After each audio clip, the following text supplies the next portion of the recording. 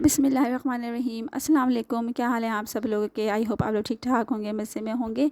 तो आज का व्लॉग जो मैंने स्टार्ट लिया है वो मैंने लिया है ज़ोहर के बाद के टाइम से ना। तो काफ़ी दिनों से मैं सोच रही थी कि मैं चने की दाल के पकोड़े बनाऊँ, बस चने की दाल जो भिगोनी होती है ना, ये वाला काम मुझसे रह जाता था। मतलब ये मुझे याद नहीं रहता था। तो आज मैंने इसको बिल्कुल सही से याद करके इसको भिगोया है ताकि आज तो फाइनली बना ही लूँ। चने की दाल 2 से 3 घंटा भिगोनी होती है। साथ साथ मैंने माश और मूंग की दाल भी भिगो दी थी और इसको अच्छे से ग्राइंड कर लिया था। ग्राइंड करने के बाद जो चने की दाल होती है उसमें मैंने धनिया पाउडर, रेड चिली पाउडर सिर्फ ऐड किया था फ़िलहाल। और जो है माश की दाल की मिक्सचर में मैंने ऐड किया था ज़ीरा और साबित ज़ीरा, ब्लैक पाउडर, ब्लैक जो वो काली मिर्च होती हैं वो, ब्लैक पेपर और रेड चिली पाउडर ऐड किया था बस। अच्छा, फ्राइंग के टाइम में बाकी चीज़ें ऐड करूँगी, मैं बता दूँगी। और यहाँ असर से थोड़ा सा पहले जो है रोज़ाना मैं शरबत बना के फ्रीज़र में रख देती हूँ, क्योंकि बहुत अच्छा से ये चिल हो जाता है ना, इफ्तार के टाइम में बहुत अच्छे से ठंडा हो जाता है। अच्छा, बर्फ़ इससे ये होता है, मुझे फ़ायदा है कि बर्फ़ वगैरह डालने से थोड़ा सा मैं बच जाती हूँ, क्योंकि एंड टाइम पे इतना टाइम की शॉर्टेज होती है तो इतने से काम के लिए भी टाइम नहीं निकल पाता ना। तो इस वजह से मैं इसको डायरेक्ट फ्रीज़र में ही रख देती हूँ। और यहाँ फ्रूट चाट बना रही हूँ। फ्रूट चाट थोड़ी सी बना रही हूँ, क्योंकि जो है बनाना और जो अमरूद वगैरह थे थोड़े से कम ही थे, तो मैंने कहा थोड़ी सी बना लेती हूँ। तो इसमें मैंने चीनी ऐड की थी और जो है ब्लैक पेपर ऐड किया था, ज़्यादा फालतू चीज़ें ऐड नहीं करती। तो बस ये 2 काफ़ी होती हैं। और यहाँ जो है मैंने चने की दाल का जो मिक्सचर बनाया था, यहाँ मैंने हरा धनिया काट के डाल दिया था और थोड़ा सा पिंच सोडा डाल दिया था और नमक डाल दिया था। एंड टाइम पे मैं नमक डालूँगी, क्योंकि शुरू में नमक इसलिए नहीं डाला क्योंकि ना वो फिर पानी छोड़ देता है, और पानी छोड़ने के बाद थोड़ा थोड़ा सा ना वो रनी फॉर्म में आ जाता है, इस वजह से। तो सबसे पहले जो है फर्स्ट स्टेप पे मैं माश की दाल की जो पकौड़ी होती है वो फ्राई करती हूँ। फिर उसको मैं पानी में भिगो के रख दूँगी दही बड़े के लिए, और फिर उसके बाद चने की दाल के पकौड़े फ्राई करूँगी। इतने ज़बरदस्त से कोई बने थे ना ये माश की दाल की जो पकौड़ियाँ होती हैं, इतनी ज़बरदस्त सी। और फिर चने की दाल की तो बनती लाजवाब हैं, क्रिस्पी होती हैं। इसको आप ज़रूर ट्राई कीजिएगा। आप आई होप आप लोगों को बहुत ज़्यादा पसंद आएंगी। डेली हम लोग बेसन के खाते हैं पकौड़े ना, तो ये थोड़ा सा डिफरेंट हो जाएगा। साथ साथ जो है मैंने स्ट्रॉबेरी का शेक भी बना लेती हूँ, क्योंकि स्ट्रॉबेरी जब भी आती है ना तो वो इतना खाने में नहीं आती और फ्रिज में रखे रखे वो ख़राब भी हो जाती हैं। और फिर लोड शेडिंग का भी इतना ज़्यादा इशू होता है, तो 2 से 3 दिन में ये ख़राब होने लगती है, उसमें ना फफूंदी आ जाती है। तो मैंने कहा चलो इसका ना मैं शेक भी बना लेती हूँ, ताकि ज़ाया होने से बच जाए। यहाँ चने की दाल की पकौड़ियाँ बनाई थी मैंने। और आज हुआ क्या था, हस्बैंड के ऑफ़िस में आज मीटिंग थी। तो मीटिंग ख़त्म होने के बाद सब लोगों को ना बॉक्सेस दिए गए थे यूनाइटेड किंग के। तो उसमें इतनी ज़्यादा ज़बरदस्त सी चीज़ें थी ना, फ़्रेश फ़्रेश। तो आपको पता ही है यूनाइटेड किंग की चीज़ें कितनी ज़बरदस्त सी होती हैं, फ़्रेश। तो ये देखकर मुसाफिर साहब तो बहुत ज़्यादा माशाल्लाह से खुश हो गए थे। तो आज इफ़्तार का मज़ा कुछ ज़्यादा ही दुबाला हो गया था, एक से एक चीज़ें थी इसके अंदर। तो हमने इसको भी खाया, इसको भी इंजॉय किया। चलें आज के थंबनेल की तरफ चलते हैं, टाइटल की तरफ चलते हैं। मैंने टाइटल जो लगाया हुआ है कि मैंने ईद की शॉपिंग क्यों नहीं की। एक्चुअली हुआ ये था कि अभी 1 साल तो नहीं हुआ, जुलाई में मेरे फादर की डेथ हो गई थी अचानक से ना, बहुत ज़्यादा अचानक से हुई। सोए थे तो बस सोते में ही हो गई। बस अल्लाह की मर्ज़ी होती है हर काम में ना, और बेहतरी भी होती है।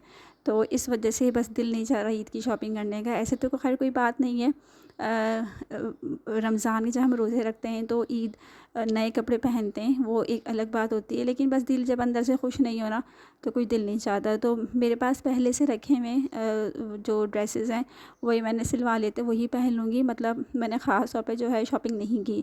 अच्छा, जाफ़री के पास और हस्बैंड के पास जो है कुर्ते नहीं थे ईद के दिन पहनने के लिए। मैंने कहा चले आप लोग तो ले लें, क्योंकि ज़रूरी होता है पहनना। जब रोज़ा इंसान रखता है पूरा महीना, तो नए कपड़े भी पहनना चाहिए।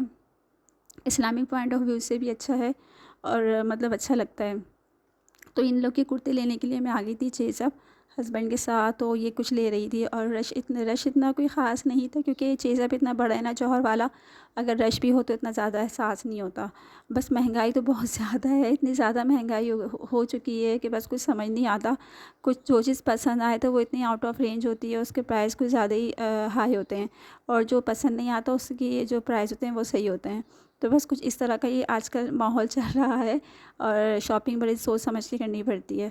तो बस जो ख़ास चीज़ें थी, जैसे कुर्ते हो गए और जाफ़री की टी शर्ट्स हो गई, क्योंकि बच्चे टी शर्ट्स तो हैं नॉर्मली यूज़ कर ही लेते हैं, डेली बेसिस पे वो लोग पहनते ही रहते हैं। गर्मियों में तो ज़्यादा ही इन सब चीज़ों का यूज़ होता है, तो इस वजह से टी शर्ट्स ले ली थी। और बाकी चीज़ें तो मैं सिर्फ ऐसी देख ही रही थी। तो बस ये कुछ चीज़ें मैं लेने आ गई थी। तो एज़ सच मैंने कोई ख़ास ईद की शॉपिंग नहीं की है। और बस आप लोग से भी रिक्वेस्ट है कि दुआ कीजिएगा कि मेरे फ़ादर को, बहन भाई को और तमाम लोग जो अब इस दुनिया में नहीं हैं, सबकी अल्लाह ताला मग़फ़िरत फ़रमाए। उनके मतलब जो गुनाहों को हो वो कमी अता फ़रमाए और उनको क़ब्र कुशादा करे। बस ये सब रिक्वेस्ट है आप सब लोगों से कि ये दुआ कीजिएगा। तो बस ये एक छोटी सी बात आप लोग के साथ शेयर करनी थी। और जो आप लोग बताइएगा रमज़ान मुबारक का महीना कैसा चल रहा है। बस अब तो एंड पर ही है, कुछ दिन ही रह गए हैं रमज़ान का महीना ख़त्म होने में। बस रमज़ान का जब महीना ख़त्म हो रहा होता है ना, दिल ऐसा उदास हो रहा होता है कि नेक्स्ट ईयर पता नहीं कौन होगा, हम होंगे नहीं होंगे। बस अल्लाह ताला से यही दुआ है कि अल्लाह ताला इस रमज़ान मुबारक में हमने जो भी इबादतें की हैं, जो भी काम किए हैं, तो अल्लाह अपनी बारगाह में उसको कबूल फ़रमाए और मज़ीद हमें अच्छे काम करने की और इबादत करने की तौफ़ीक़ अता फ़रमाए। मतलब दुआ ये है कि सिर्फ़ रमज़ान मुबारक के महीने में ही हमें कोशिश नहीं करनी चाहिए कि हम अच्छे काम करें या इबादत करें या जो भी है नेक अमाल करें। उसको हमें अपनी रूटीन में ना आम दिनों में भी रखना चाहिए, उसको अपनी रूटीन में शामिल कर लेना चाहिए, ताकि कोई वक्त हमें नहीं पता कैसा होता है, कौन सा वक्त कबूलियत का होता है। बस अल्लाह ताला जो है हमारे तमाम अमाल को कबूल फ़रमाए और हमारे लिए आसानी पैदा करे। बस ये छोटी-छोटी चीज़ें होती हैं जो हमें याद रखनी पड़ती हैं और चलते फिरते हमें बस दुआ करते रहना चाहिए अल्लाह ताला से। शुक्र अदा करना चाहिए अपनी सेहत के लिए, दुआ करनी चाहिए जो लोग बीमार हैं उनके लिए भी दुआ करनी चाहिए अल्लाह ताला उनको शिफ़ा अता फ़रमाए और उनको सेहत दे। तो बस चलते फिरते हमें हर वक़्त अपनी सेहत के लिए शुक्र अदा करना चाहिए, क्योंकि सबसे बड़ी बात ये है कि अल्लाह ताला ने हमें चलते फिरते रखा हुआ है और आजकल यही बहुत बड़ी नेमत है हमारे लिए ना। तो बस ये कुछ है। और बस रमज़ान मुबारक का आखिरी अशरा भी शुरू हो ही चुका है। 2 से 3 ताक रातें रह गई हैं और ज़रूरी नहीं है कि हम ताक रातों में ही इबादत करें। जो आम ताक रातों के अलावा जो रात होती है उसमें भी इबादत कर लेनी चाहिए और वो भी सवाब का ही काम है, क्योंकि रमज़ान मुबारक का पूरा महीना जो होता है, पूरा दिन जो होता है, हर वक्त जो होता है वो कबूलियत का ही होता है। आप लोगों को तो पता है कि एक नेकी के बदले हमें डबल ट्रिपल नेकियों का हिसाब वो उसका अजर मिलता है। तो बस ये कुछ है। तो आज के व्लॉग में मुझे यही बात शेयर करनी थी और टाइटल को मैंने एक्सप्लेन भी कर दिया है कि क्यों मैंने ईद की शॉपिंग नहीं की। और बस जब दिल अंदर से उदास हो, खुश नहीं हो ना, तो बस कुछ करने का दिल नहीं चाहता। ये तमाम चीज़ें जो मैं आप लोग के साथ शेयर कर रही हूँ, मैंने बस चलते फिरते ऐसे क्लिप्स कैप्चर कर लिए थे। इसका मतलब ये नहीं है कि मैंने सारी चीज़ें ख़रीदी हैं, बस मैंने ऐसी वीडियो के लिए ये सब बना लिया था। तो जो है यही कुछ बातें थी जो मुझे आप लोग के साथ शेयर करनी थी और अब अपने व्लॉग का एंड करती हूँ। नेक्स्ट वीडियो तक के लिए अल्लाह हाफ़िज़, टेक केयर।